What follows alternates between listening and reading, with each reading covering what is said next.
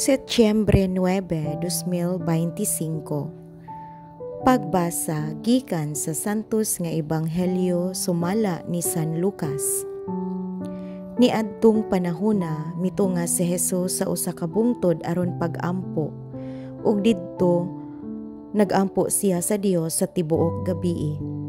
Pagkaadlaw na, gitawag niya ang iyang mga tinun-an ug gipili niya ang 12 kanila nga ginganlan niyag apostoles.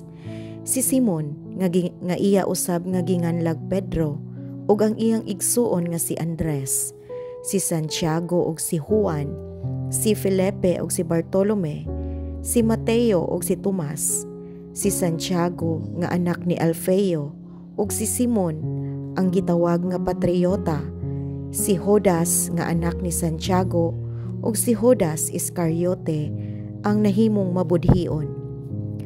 Sa nakalugsong na sila sa bungtod, mitindog si Jesus sa usa ka dapit nga patag kauban sa kapid-an sa mga tinun-an.